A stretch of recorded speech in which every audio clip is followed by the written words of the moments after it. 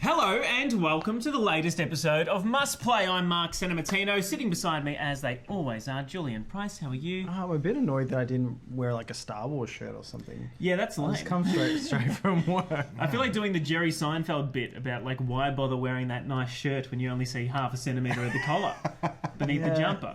The collar was a bit creased, you know. Anyway, doesn't want to do his ironing, does young Julian Price. And David Fisher-Pether. How are you, Dave? I'm good. I feel like I'm representing the nerds today. What's going on, guys? Yeah, and you were wearing a Mortal Kombat shirt earlier, so you... I feel like we all went so into Star Wars last week with three different coordinated Star Wars t-shirts that we just needed to pare it back to talk all things gaming, film, tech, frankly, anything we want to talk about. Including Star Wars. We've also got Meso back. He's decided that he is going to attend now that we're not just talking about Star Wars for 40 minutes straight.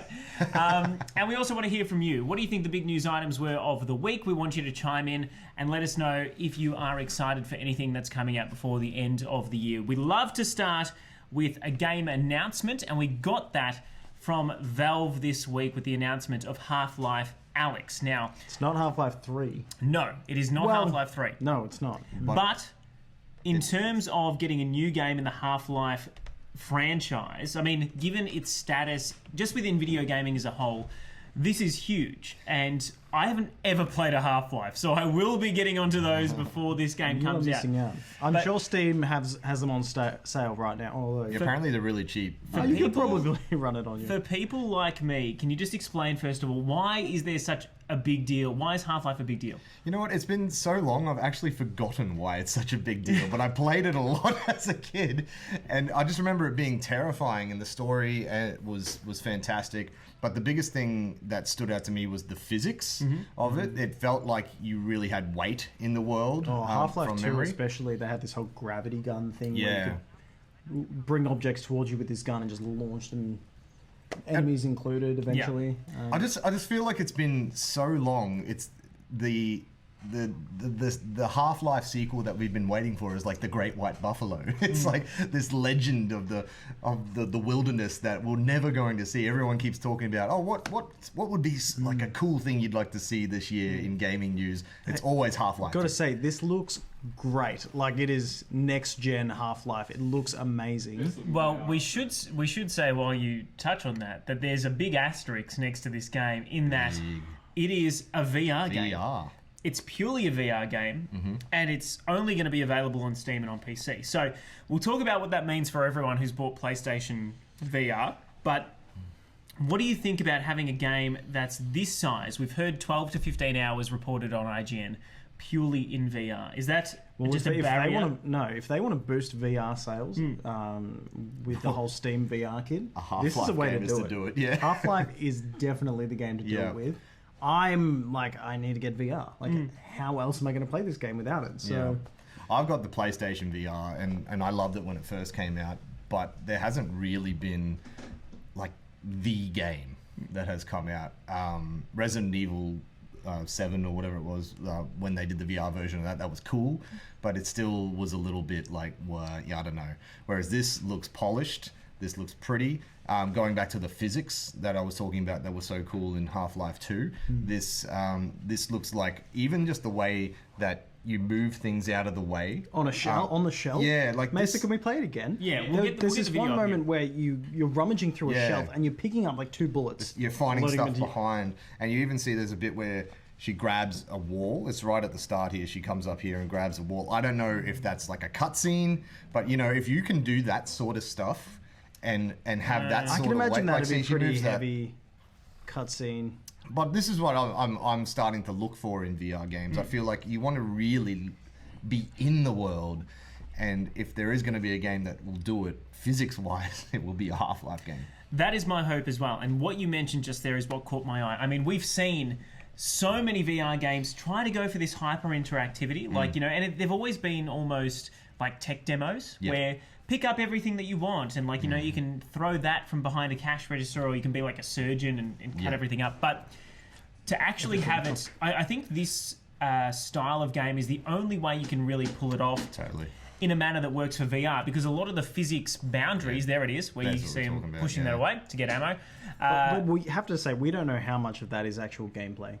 Of course. It looks great, and it looks like you're going to be able to just rummage through a shelf. But they do showcase it a few times, though, so I am thinking that that's part of the game, is the fact that you can rummage, you can dig through trash, you can dig through, to get that extra bullet.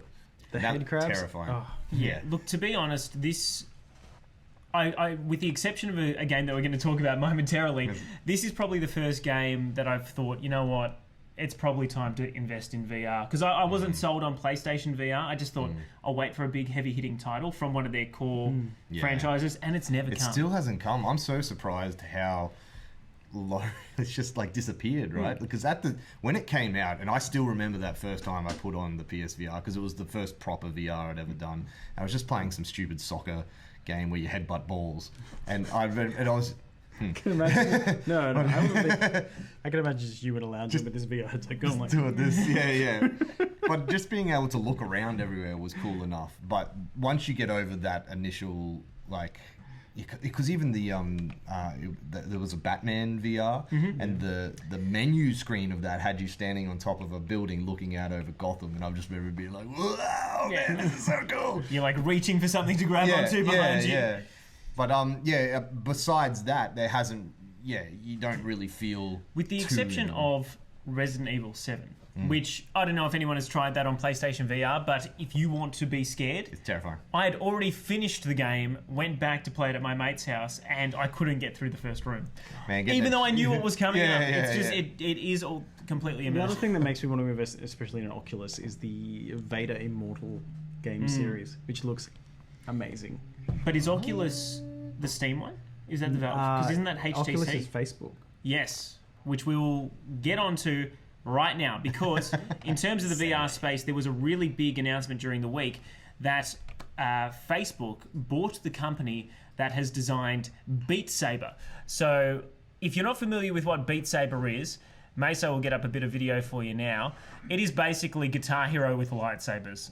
And it's awesome. I don't know. I mean, have you played it, Jules? No, I haven't played it. You have, though, Fish? Yeah, I've played it. It's so fun. It's so good. And exhausting. I had this really pathetic moment when I played it for the first time. I was actually at work, and we were at a university where they were like, have a look at this. Look at what we can do with VR. And they're like, oh, have you ever played this before? I'm like, no, but, I was pretty good at, video games. Like, just let me have a go. 99% of this song on expert. And they're all like, staring at me, and when you're trying to maintain some level of respect and you can just feel it evaporating around you, but it was fine. Beat Saber is an amazing game. The fact that Facebook has bought it may mean it becomes an Oculus exclusive.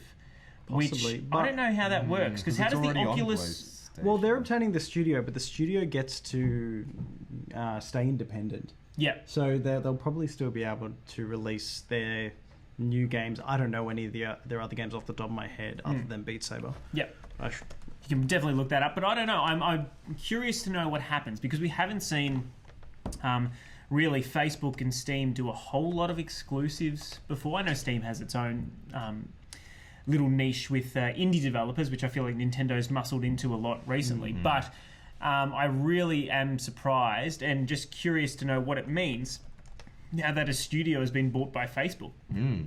Is it still going to be multi-plat, at least on computer, or will you only be able to play it on their Oculus service?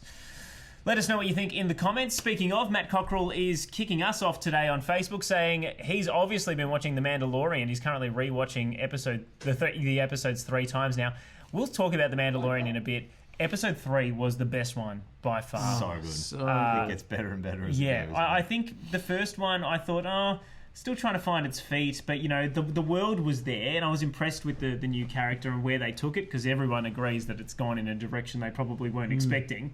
But episode 3 by far best one to date, and I can't wait for tomorrow. I think tomorrow we get another one, or Saturday.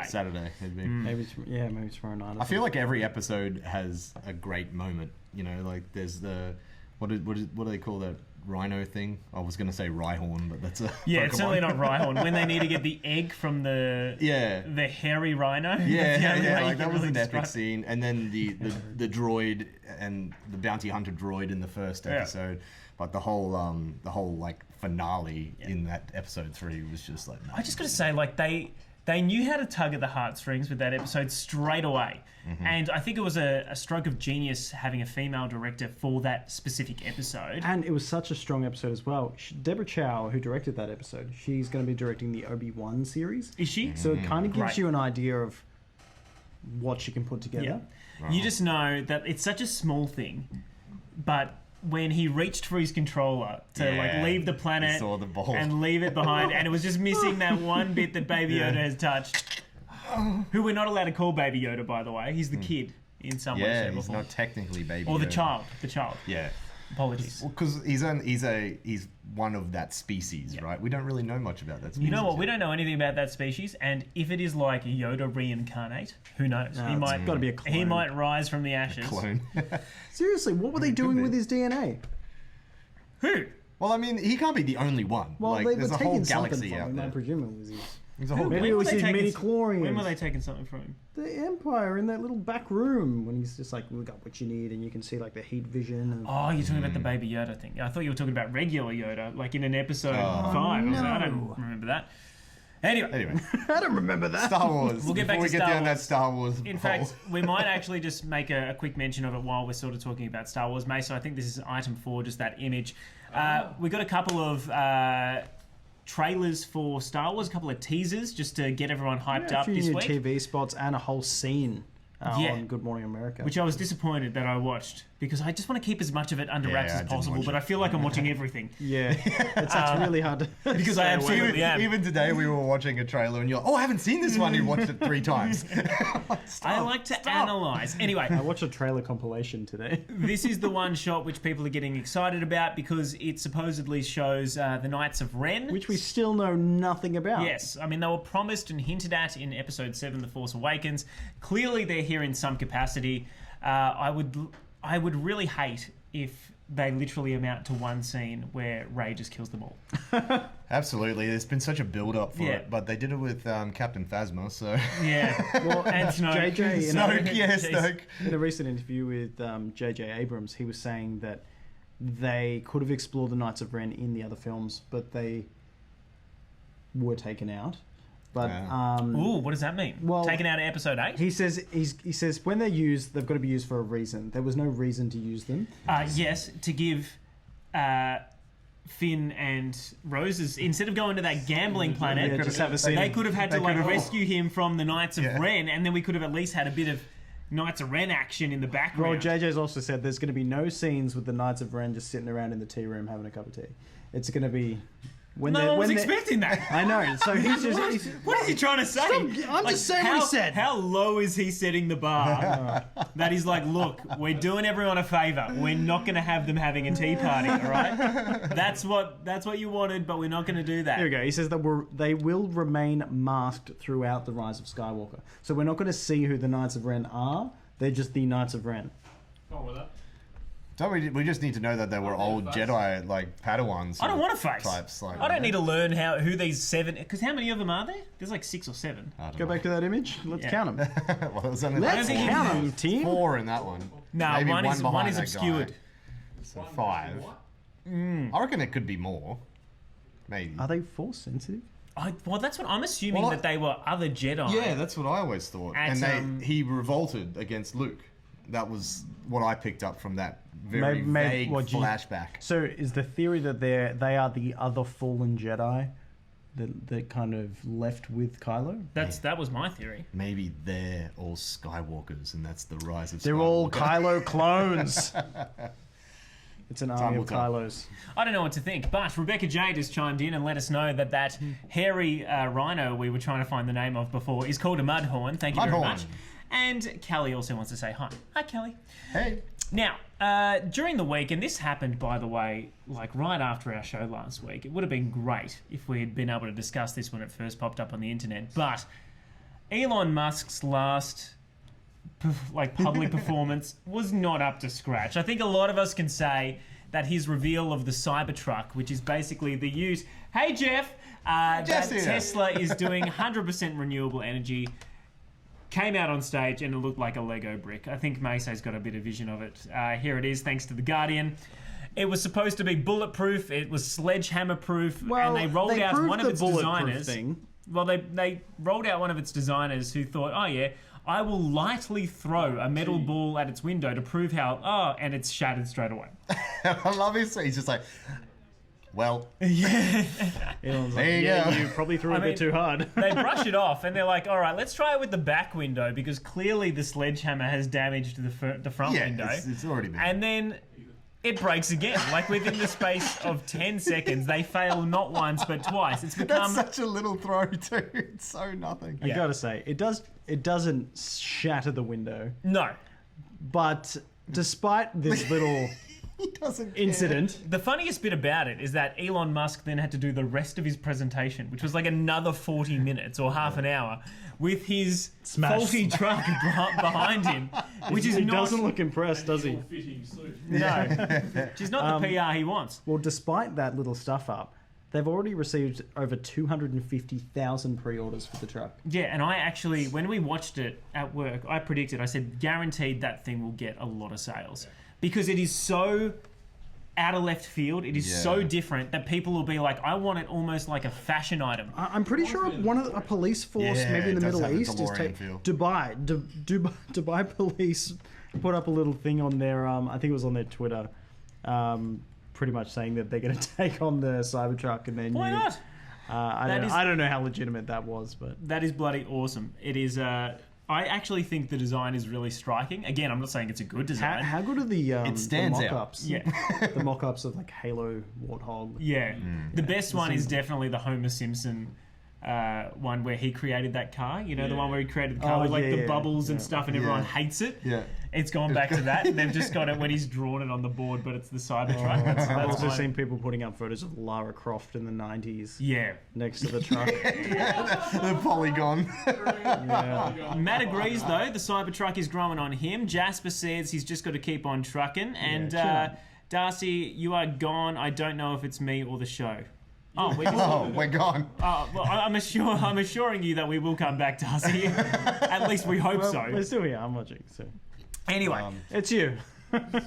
Relatively short show. I mean, a lot of games that we have been looking forward to are already out. I mean, has anything changed in terms of what you guys have been playing or anticipating or watching this week? I mean, what have you been going through, Fish? Well, obviously The Mandalorian. And I have been getting back on the Apple Plus shows. I watched Morning Wars, the first 2 episodes of that, and it's fantastic. Jennifer Aniston, Steve Carell, Reese Witherspoon, some big names. Huge, mind you, pretty much the only, with the exception of that Blinded show, the only Apple TV Plus show that's an exclusive that I think anyone should care about at this stage. Oh, no, that or For All Mankind is that good as well? Fantastic. Well, can you run us through a couple of the options? Because it hasn't been out for that long, but I feel like a lot of the hype has been for Disney Plus. We don't really know what Apple TV Plus is and whether it's worth it. No, well, that's pretty much it at the moment. In fact, tonight, a new M. Night Shyamalan movie has just come out on it, which excites me. It looks terrifying. It's called The Servant, and it's about a couple that has like a fake baby that they treat as a real baby because their baby died. It was a stillborn or something like that. Messed up. It's very creepy, but I need to watch it. But outside of that, there really isn't much there, and I've sort of talked about it a little bit already on the show. I got a free year because I've got this Mac, which is very nice, by the way. Which was thank you. Looks lovely. Couldn't connect to my bloody hotspot though, so I don't know about it right now. We'll have words. But what I've been saying is that they have, like, the stuff that they have on there is high end. Yeah. It's very, very good watching. They're pumping a lot of money. I think they've gone with a less is more, quality, not quantity. Yeah. So, like, at the moment, I don't know if there's enough content on there for people to jump on. They are trickling things on there. It's no Disney Plus where you get on, you've got their entire backlog, you know what I mean? It's almost the thing with Apple TV Plus is that it's all about looking forward to things. It's original content mostly, isn't it? Yeah, mostly original. Actually, it's all original content, and it's and like they bring out episodes weekly rather than the binge watch Netflix style. Which is what Disney's doing as well. And I was kind of thinking that would annoy me. But I've really enjoyed the fact that every week I've got a new episode of The Mandalorian to look forward to. It sort of means that I'm not being a slob on the couch for 8 hours in one day, and I can just space it out a little bit. Because there is something, because I'm not really a binger myself. Yeah. Like I get really overwhelmed if I sit there and I'm like, man, there's 22 episodes of this season that I need to watch. Like I'm not going to do that. Yeah. Whereas it seems more obtainable, and I don't get bored. I'm like a bloody goldfish, man. I need to watch one episode of anime here, and then one episode of Stranger Things here, and then I can't just. So doing it this way, basically every Friday now, because I'm sort of up to date with these Apple TV shows, and then The Mandalorian, I've got like 4 shows on the weekend that I'm watching, which takes you back to kind of the days where you had to wait every week to watch it on TV. It's a bit nostalgic. Yeah, I actually quite enjoy it. Now, if only Disney Plus can come out with some sort of similar restriction when it comes to my diet, so they only give me 1 square of chocolate per day. Because at the moment I'm just eating like an absolute hef. So you're watching a lot of Apple TV Plus, Julesy. Have you been? Mind you, can I just quickly tell a story about Jules? Oh no. You and I were hanging out late last week. You're like, I'm just having a movie night with my eldest daughter, Addison. Oh, I really hope she doesn't pick Frozen. Like, we've seen that movie 1,000 times. And I was like, mate, I'm sure she'll pick something else. Don't worry about it. He's like, nah, it's going to be Frozen. It's going to be Frozen. Uploads a couple of Instagram stories. Oh, what are we watching, sweetie? Star Wars. I'm like, you've watched that 1 million times. Why do you force this on your child after you've been complaining? I just look at it and go, we will. You do not want to watch Frozen is not the movie you were looking for. In addition to Star Wars Phantom Menace, which she fell asleep at the pod racing scene. I'm like, what are you doing, kid? Man. Wake up! She lasted through all that political rubbish in the start and fell asleep during the pod racing. Unfortunately. I've been playing Black Future 88 on Switch. Oh, yeah. I saw it's like a roguelike. Because I love Dead Cells. And I was really hoping that this would be, my new Dead Cells game. Mm-hmm. It's good. It looks good. It's fun to play. I don't think it's Dead Cells level, but still really good. And I think it's still pretty cheap to pick up at the moment too. Speaking of, Dead Cells is now on sale. So, please! If anyone that needs Dead Cells, so is Halo. Halo, the whole collection. There are some ridiculous Black Friday deals. We can't go through all of them, but even Breath of the Wild on the Switch is 50% off. And Nintendo never discounts its Zelda games. Like, that's insane. And Steam, of course, you can get even better. How much did you say that game you absolutely loved was, Mason? City Skylines, $10. City Skylines, $10. I mean, there's no excuse. You can get Portal 1 and 2 for like $1.50. Can you actually? Yes. Oh my god, I might have to actually get this. So dangerous. All right, why not? So in addition to playing Black Future 88, I'm still on my Slime Rancher. How's your ranch going? Really, really good. I've just got quantum slimes. Oh, quantum. Yeah. It's, hold on a second. What the hell are you talking about? Yeah, you were away 2 weeks, remember? It's a slime ranch.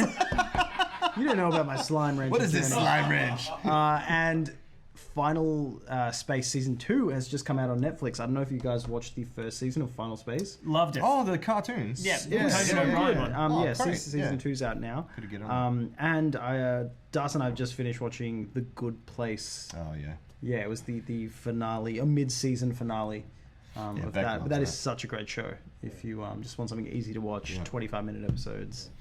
So that's what I've been watching this week. What about you, Santos?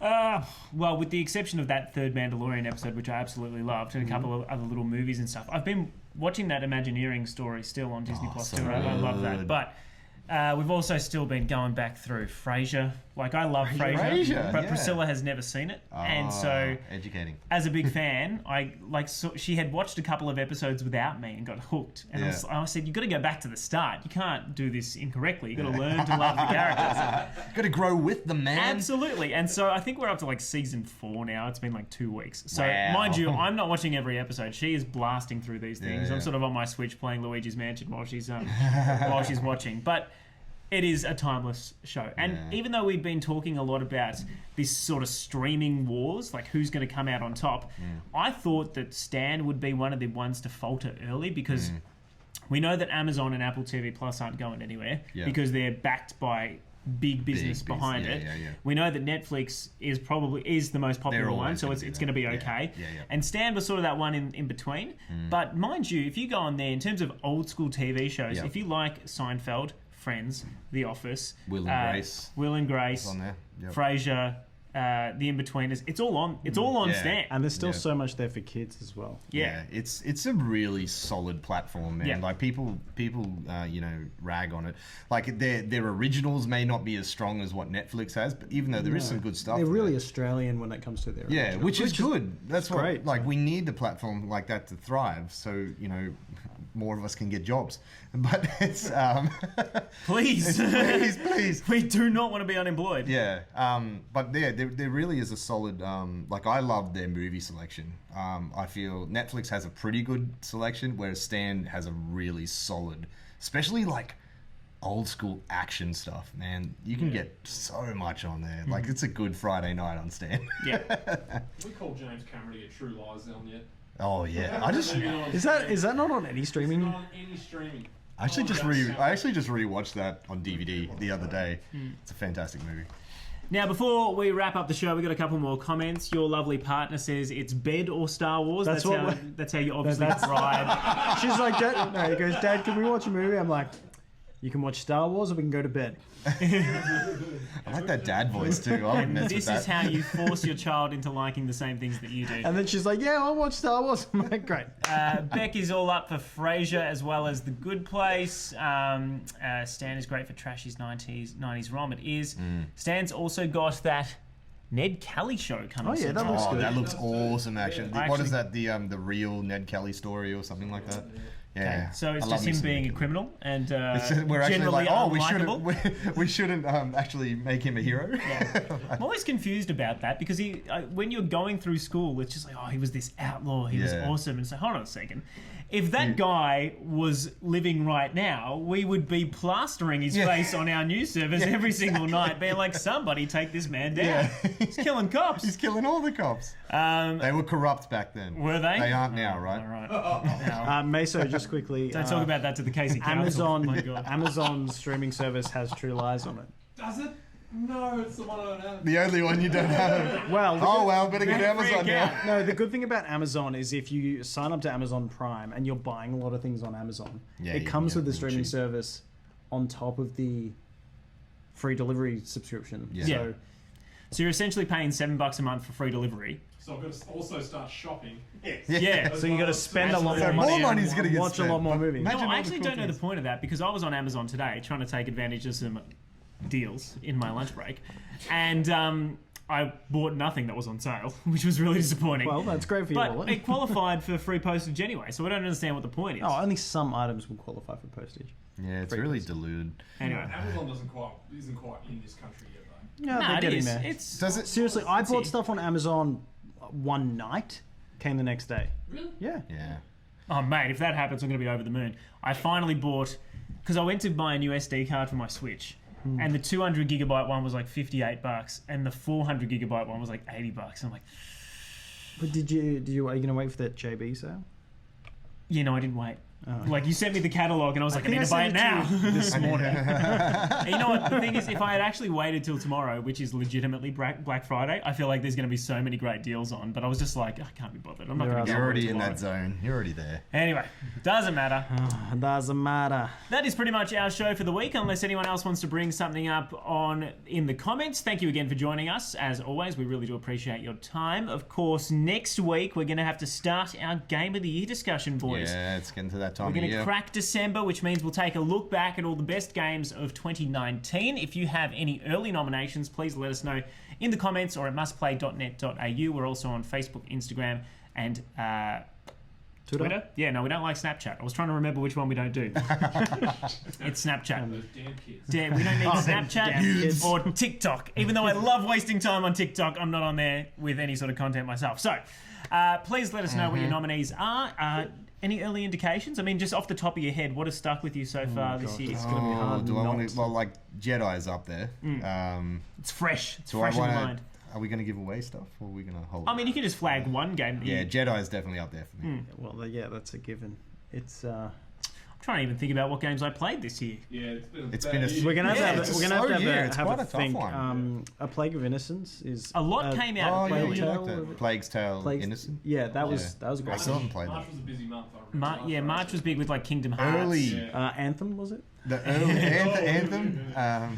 Who knows? Might get Game of the Year next year. I feel like it was a really good, it was a strong start to the year. There's some games that were like, January to March that will be up there for me. Just got to figure out which. Borderlands 3. would. Yeah, Borderlands 3 was The big. Outer Worlds I still haven't picked up. Death Stranding was a bit of a floppity dip from just in terms of Metro hype. Exodus, that was a great one I played too. Yeah. What else we got in there? Days Gone. Days Gone. Wow. Just that Dance came and went. 2020. Oh yeah. Hey, how can we forget about things like Wii Fit? Not Wii Fit, Ring Fit Adventure. That's got to be up there. We still have to get Cadence of Hyrule. You picked up Luigi's Mansion 3. Yeah. Luigi's Mansion will be up there.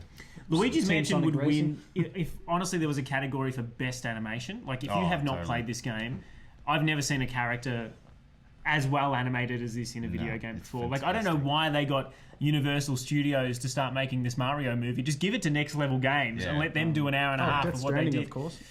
On Luigi's Mansion 3. Let us know what your nominees are. As we said, we'd love to take them all into account next week. Will we probably be running a very similar voting system to what we did last time? Yeah, we have a group on our page called Must Players. If you join that group, you can have your say in the Game of the Year. I love it. Well, gents, thank you as always for joining me. Hope you had fun this week. Always. Always. Always. Hope you had fun too. Thank you again for watching and good night.